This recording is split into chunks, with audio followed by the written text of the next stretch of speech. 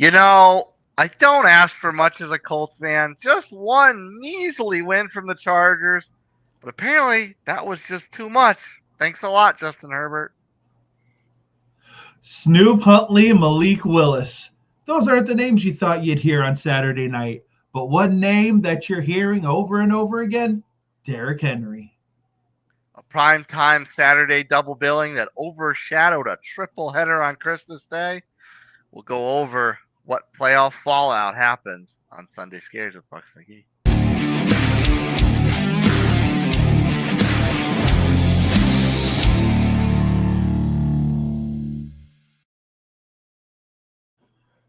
Ah, Christmas. What a joyous time, right?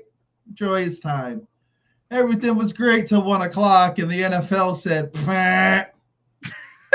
nah, we're gonna give you cola plenty, cola plenty. But today's kind of made amends somewhat, but some interesting playoff implications, some backups, some good times. Yes, Bucks McGee. A lot of coal dealt out this weekend around the league. My team being the most recent recipient. If you may notice for our video faithful, I'm trying to give you some creamsicle vibes because I And will then there not. was I will one. unfortunately. Yeah, yeah, exactly. And then there was one. If I got to go down in a blaze of glory, so be it. I'm in Florida wearing a Sherpa. Hot as all, but so be it. I'm trying. I'm hoping and praying, but your Colts had a hell of a run.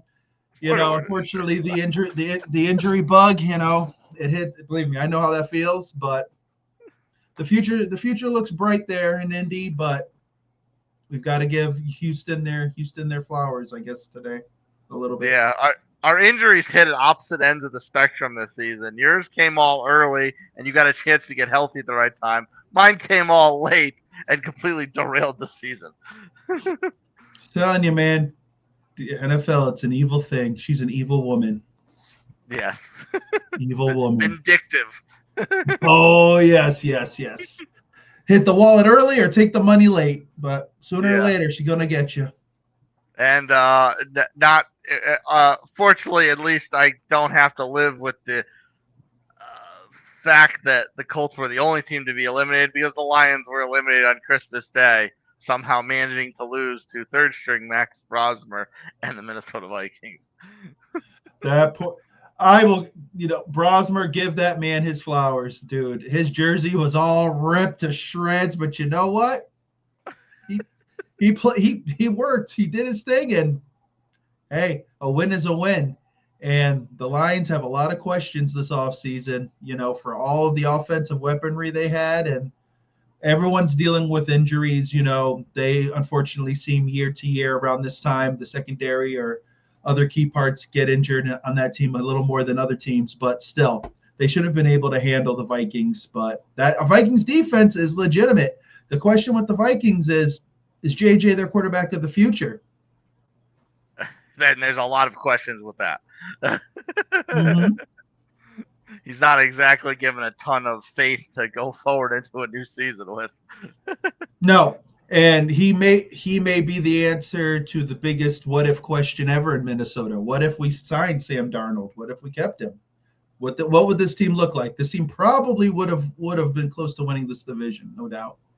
The fact that they could pull off a 500 record with this mess of a rotating door at the quarterback position is kind of amazing. If they had, like you said, if they had kept Sam, the division, maybe even home field again. Mm-hmm. Exactly. But you've got to give it to them. Their defense has kept them in games most seasons. Brian Flores has done an incredible job, and he's probably on a short list for head coaching. He may end up back out there again. After that debacle in Miami, he may find himself a good team, and could end up playing well, coaching well. We'll see what happens. But the Lions, very disappointing, and now you kind of sit there and think, where's this team headed? Can they bounce back, or are they slowly regressing back to the Lions of old? And it'll be another 20 years before they have a playoff run again like this. Yeah. on to Saturday night, and it's kind of amazing when you have a player who just walked into the top 10 rushing leaders of all time, when you actually use him and on the field, amazing. He has a hat trick and a half. Oh, you mean that Derrick Henry guy? Oh yeah, because Baltimore signs him. We're singing the praises.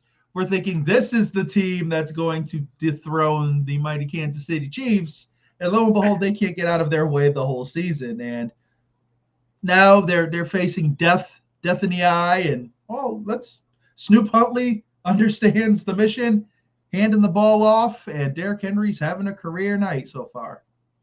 Yeah, everything's really going well for the Ravens. Zay Flowers is not fumbling. Isaiah Likely has caught a pass. Henry's going absolutely apeshit, and Hundley is not making the mistakes that Lamar was making. Actually, just having an efficient game, and like you said, just doing what needs to be done and not trying to win the game overall. And the argument was always Josh versus Lamar.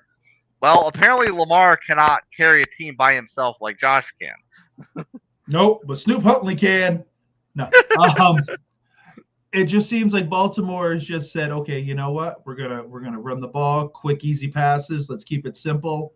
And that's what they have to live and die with right now, because with this whole Lamar situation, there's probably questions about this in Baltimore, and I'm sure as this rest of the season and the offseason goes on, people question Lamar's love for this city and if he's going to stay. But Green Bay, you would think with the defense minus Micah Parsons, they would be able to handle this, because you pretty much figure out what Baltimore's going to do. They're going to have to run the ball. Snoop Huntley's not going to throw the ball all over the yard 40 times. But Baltimore's doing their thing. Got to give them credit.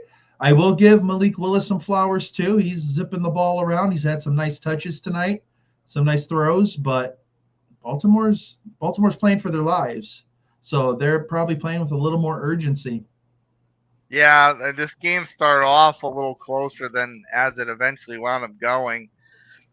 But Malik Willis, it's funny, we're watching him just zip these deep balls all the way downfield, 35, 40, 45 yards. It's almost wondering, do they even need Jordan Love? I mean, Jordan Love can't throw a deep ball that pretty. No, well, you know what? Jordan Love can, but for the most part, he picks the wrong time to throw that ball. And it just seems like literally the last couple of weeks, Malik Willis has just looked like he's had total command of this offense, and they've looked good. Now, if the run game can kind of, and it's weird to say this, if the run game can kind of match this level, they're gonna be fine. They'll be fine the second half. All season we've been saying this offense is Josh Jacobs or nothing, because you can't trust Jordan Love week to week, and now we're saying, hey, running game, pick up the pace, pick up the program right here. Come on, we got Malik here. Let's get it going. But you know what? This also helps Malik in the situation where if a team's like, hey, maybe this guy can be a starter for us, he's got it on film.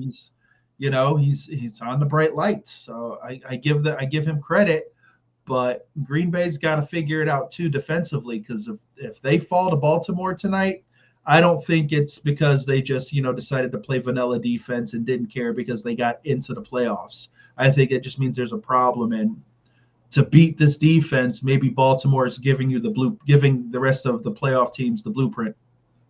A double dose of scouting report auditions, because Snoop Huntley is also potentially auditioning for. Well, of course, at this point, depending on how Lamar goes, he may be just auditioning for the spot in Baltimore. That's true. If Baltimore decides they don't want to pay Lamar and all this goes on, then maybe Snoop's the guy for a year or two. Who knows? But right now, both these guys are playing solid ball. It's an entertaining game, definitely better than pretty much anything we saw Saturday night. Thanksgiving. Oh my God, Christmas. It's all just one blur. That's just horrible. What year is it, Buccs McGee? What year is it? Well, if you think about the way the AFC's gone, you think it was about 20 years ago. No. That's out the window. No. The Colts are eliminated now. That's eliminated. Yeah, 2005 talk's gone. We're not having that anymore.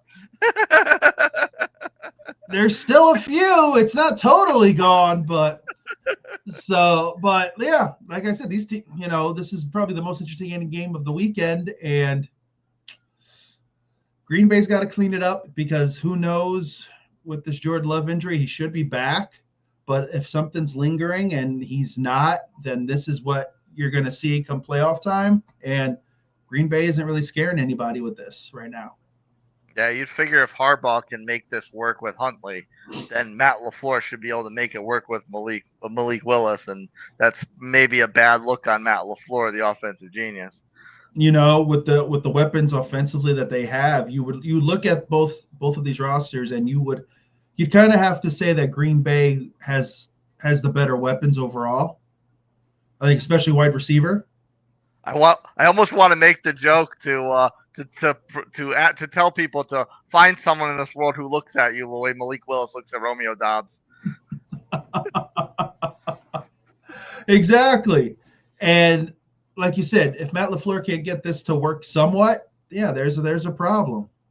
And right now they got to stop the run. It's simple. It's not like Snoop's, he's throwing the ball well, but it's not like they're pass first. They're run first, and everything's working off of that. So stop Derrick, and everything else will be okay. But it's Green Bay. We know how this goes.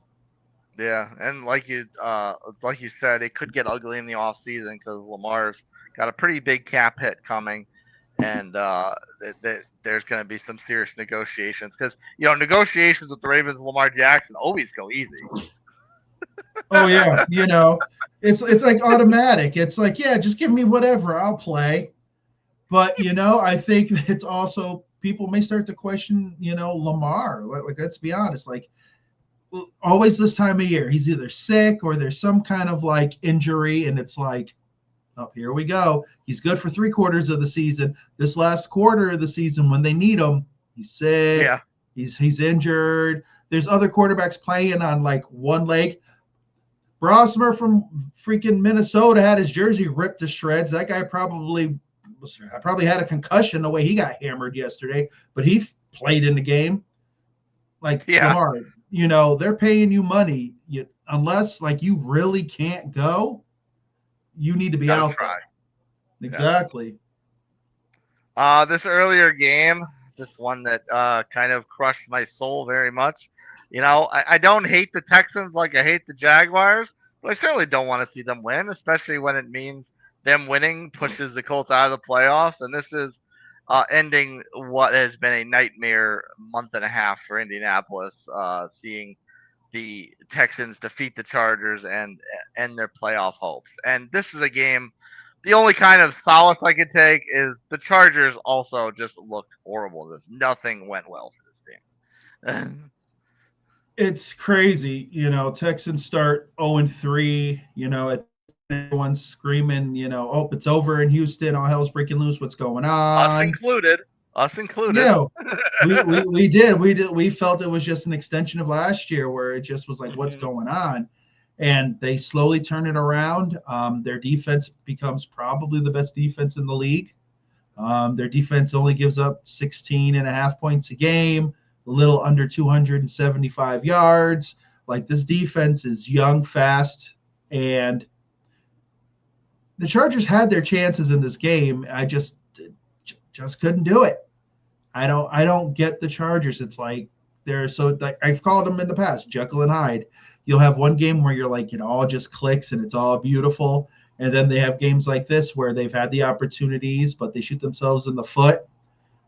Houston jumps out to the quick 14-0 lead. I'm like, oh man, Houston's found some offense, because I'm thinking, oh yeah, this is going to be like a 14 or something. It's going to be a low scoring affair, yada, yada. Houston jumps out 14-0. I'm like, oh, this is good. Oh, here we go. Chargers doing their thing. It's going to be a hot mess. Chargers battle back a bit, but at the end of the day, shoot themselves in the foot, can't score, and Houston does what they need to do, and they're playoff bound.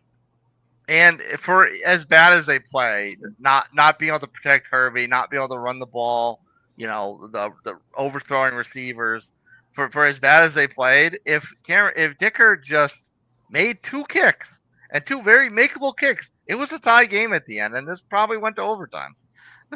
Yeah, and it wasn't like these were like 65 yarders or anything like that. They all were well within his range, and he just missed. And that's tough. For all the hype that he gets, as one of the elite kickers in the league, and all this and that. You got to hit it when it counts, and this is going to look bad for a bit, and it's going to sting. But at the end of the day, Houston did what they needed to do. They played tougher defense. And I've sung the praises of this defense. I like this defense a lot, especially guys like Will Anderson, who got nicked up today. But these guys are young, they're fast, they're ball hawks. They have a mission, and these guys are going to be really good, and they're going to be tough in the playoffs. And Al Shahir, who had a huge game. Yeah, there's just such a well-rounded defense. It's just crazy. That secondary alone, like every position in the secondary has at least 4 interceptions. Like, it's nuts what these guys can do. Yeah, and with them, they're starting. Well, I guess I'd still say starting. They're having that look right now of that classic team playing the hottest at the right time, and with facets of the team that were completely the polar opposite early in the season. The defense has been very consistent throughout. It's got a lot more love of late because the team was so bad early, but it's been a fairly consistent unit overall this season. But Stroud's been a lot more consistent. The offensive line, which was ravaged by injuries early, I don't remember a moment in this game other than the big sack at the end, which got called back for a penalty. Mm-hmm. I don't remember any other moments in this game where CJ Stroud was really touched. Like, no, he had clean pockets, game. He had time. Yeah, they were able to run the ball. The run game was solid. So the defense is their strong suit, no doubt. Now the offense can, get it together and, put up some points consistently. This team come playoff time is going to be fun to watch. And if it comes down to it where like they get them in Denver go at it, I think that's game of the year type stuff, because their defenses are unbelievable. Both teams' defenses are unbelievable, and it's just going to be insane. But the Texans do what they do, and they're moving on. Yeah, Woody Marks has been very, very good. And Nico Collins is kind of like a sleeping dragon, because Higgins has gotten involved here and there. Hutchinson's gotten involved in here. They really haven't gone back to Nico Collins. He'll have a big touchdown every so often, but he hasn't had a dominant game since he's been back, really. So it's almost kind of like, don't poke the bear too much, because when he goes off, he can win a game by himself. Yeah, like they've gone to the young receivers a lot more recently. So, yeah, it's like teams will key on him first, and he takes the heat, and then these other guys are able to eat and able to produce, which I think he probably loves.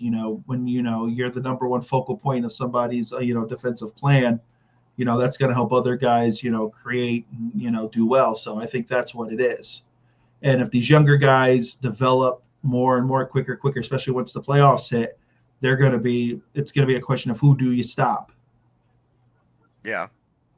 And real quick before we have some fun, what's your kind of opinion about that play at the end where the Chargers, whose defense had being mauled all game, they got the big stop, they sacked Stroud, they're about to get the ball back, pretty much the whole 2-minute warning left. What's your kind of thoughts on throwing the flag there? I mean, just you let that go? Was it a good call and just poor luck by the Chargers, or you have to let that play out and let the game be decided on the field? I don't think it was enough to call it. I really don't. I think in that situation you let that play. I don't think there was enough where you could say, all right, yep, let's throw this flag, let's do it. So yeah, and you heard the announcers talk about it. They were like, yeah, I really didn't see anything. But you've heard this all year, and watching games, you'll hear some of the announcers go, yeah, I don't know what they're really throwing that. And then, they bring in the, the rules analyst guy, whoever it is, And then they're like, yeah, they kind of question it. They're like, well, I kind of see why they did it, but in this instance, I wouldn't have called it, you know. And you've heard players, Puka Nakua, recently has really kind of been, on the refs about it. Sometimes you just got to let the play happen and just leave it. If it's not something that truly impedes the play itself, there's no need. They always say, there's holding every play in football. They don't call it every time. So in this instance, I wasn't a fan of the call. Yeah, I wasn't either. And I mean, not just because I really needed the Chargers win there, but it's not good football when you see that in a very decisive moment. Exactly, because as a defensive player, you're like, okay, well, I know I have my 5 yards, but hand check and all of that, that's all part of the game. Like, can I do it? Can I not do it? Then now you're starting to see more and more receivers be more physical and, running into guys and things like that. Some of that isn't called. So there needs to be a balance somewhere. But I think sometimes the refs, get a little trigger happy there. Like in the Packers game, there was one play in the end zone where DeAndre Hopkins throwing his hands watches the flag. Hopkins is the one that's not even looking at the play. Like, why do you think you're going to get a flag? The defender was the only one watching the ball. Because if you do enough of this, and someone might see it and say, we're going to throw a flag. Yeah, the 10 minutes after the play flag. I love that one. Like, let's wait a little minute, give it a little drama, then, oh, there's a flag. There's a flag. No, man, someone just threw their hot dog wrapper and it landed on the field. It's not a flag. Let it go. Yeah. It just happened to be yellow or covered in mustard. Exactly. All right, let's have a little bit of a silly game because we've got a bunch of games to play on Sunday, and this conversation could be made entirely obsolete. But let's try to forecast what the Week 18 slate could be. Now, if I'm not mistaken, we'll probably get 2 games flexed to Saturday, right? Hopefully, yeah. Thin out the crop on Sunday. And I've got a theory. As far as which games could potentially be on Saturday. I think that the crown jewel for a doubleheader on Saturday could be the Patriots in the early slot against the Dolphins and Steelers-Ravens in the primetime slot. I'm sorry. Chargers-Broncos in the primetime slot to decide home field advantage throughout the AFC playoffs. I think that's kind of the ideal scenario for Saturday, but I also think it's very possible to put 2 standalone games on Saturday because the AFC North and the NFC South very much looking as win and you're in, lose and go home, and it's hard to pick one of those for primetime Sunday night. So I kind of think those are the 2 doubleheader options. Yeah. No. Yeah, I would those I probably would make I would do on Saturday because let's be honest, the way these divisions have gone and the teams that are involved, they're not lighting the world on fire. Let's be honest here. So definitely, you're not going to want to see those teams on a Sunday night. So I like that theory, and I think if it comes down to the number 1 seed and such, and it needs to be on Sunday night. That's the game it's got to be. Yeah, so you'd rather see the 2 AFC powerhouses on Saturday rather than your Bucks and the Steelers and Ravens. I'm not gonna lie. Yeah, the Bucks are butt ugly. I'm honest. I'd rather see them Saturday. I'm not gonna sit here and be like, ooh, I don't want to wait all day, all night to see freaking Quinn Ewers throw for 400 yards and end my season. I don't want to sit there for that because I'd have to wait because basically we know how this goes. First of all, Seattle has to beat Carolina, so it doesn't even matter. Like if Tampa wins and all of a sudden Seattle gets a brain fart and Bryce Young throws for 400 yards on Seattle's defense, it doesn't really matter. I'm wearing all black and I'm just sitting there moping for the day. So I don't want to wait. I don't want to wait till Sunday night to do that. Morning. But exactly. So I'd rather have it on Saturday. Like, all right, boom, and then I'm like, all right, 1:00 or whatever. I got to see Seattle do its thing. Cool. And then at night, you're like, all right, this is This is important. This is to see basically who at least for this year is the heir apparent in the number 1 seed. Yeah. Now the other games, there's interesting. The AFC South could be decided now because the Texans now played themselves back in division contention. The Texans get my Colts, who now have nothing to play for. I wouldn't be surprised if Phillip Rivers just decided to walk off for the last two games. 5 years of health insurance for playing 2 games and losing. He's like, I'm done. You guys got Yeah, this. Put it. I think AR can figure this out. I'm good. Bring him back. We're good. Yeah. And the Jaguars play the hapless Titans, who have decided to win 2 games at the end of the year now. In fact, basically play themselves out of the number 1 pick. Not that they needed a quarterback anyway. You would think they would stick with Cam for at least 1 more year.